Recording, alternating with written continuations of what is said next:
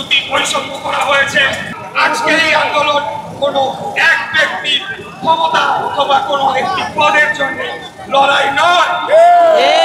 আজকের এই লড়াইটি নির্ধারণ করে এই বছর ডিসেম্বর মাসের মধ্যে আমরা আরো একটি জাতীয় নির্বাচন, যেখানে জনগণের সুষ্ঠু সঠিক ভোটদানের মাধ্যমে এবং সঠিক গণনা এবং ফলাফল ঘোষণার মাধ্যমে একটি জনগণের সরকার প্রতিষ্ঠা হবে।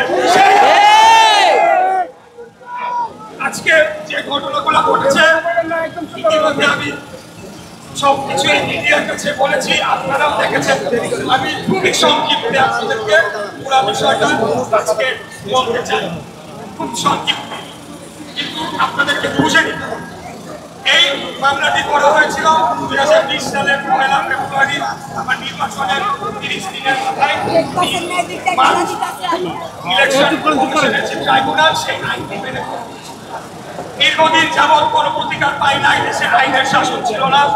উনি হাসিনার আত্মীয় মেয়র তাপসকে অবৈধভাবে রাত 1টার সময় জোর করে গ্যাজেট ঘোষণা করে বিজয়ী ঘোষণা করা হয়েছিল। যখন 5টা থেকে আমরা বিভিন্ন কেন্দ্র থেকে ফলাফল পাচ্ছিলাম, আমি এগিয়েও ছিলাম। 6:30 থেকে বন্ধ করলে রাত 1টার দিকে তখন ঘোষণা সেটাকে অবৈধ যে আমরা মামলা করেছিলাম এবং পরবর্তীতে সকল সাক্ষী প্রমাণ সবকিছু শুনানি শেষে আদালত কর্তৃক নির্ধারিত হয়েছে যে মামলাটি সঠিক ছিল এবং আমি বিজয়ী প্রার্থী হতে পারি আইন অনুযায়ী। এরপর নির্বাচন কমিশনে পাঠানো হয়। কমিশনে সেখানে বিজ্ঞ আইনজীবীরাও রয়েছে। আমার জানা মতে 7-8 জন ডিস্ট্রিক্ট জজ, তারা আইনজীবী প্যানেল হিসেবে কাজ করে থাকে। তারা পুরো মামলাটি পুঙ্খানুপুঙ্খভাবে সেটিকে পরীক্ষা নিরীক্ষা করে দেখেছে এবং নিশ্চিত করেছে একটা জাতিকাকে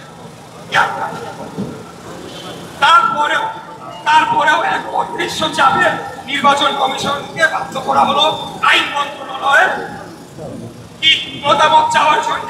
নির্বাচন কমিশন একটি স্বাধীন সার্বভৌম সংস্থা, তারা যে সিদ্ধান্ত নেবে সেটিকেই আমাদেরকে মেনে নিতে হবে। আমরা যদি এই চর্চাটা যদি এখন থেকে আমরা আমাদের মাথায় না আনতে পারি, তাহলে বাংলাদেশের গণতন্ত্র প্রতিষ্ঠা কোনোদিনও হবে না। এখন অতীতে যা হচ্ছিল ভিন্ন ব্যানারে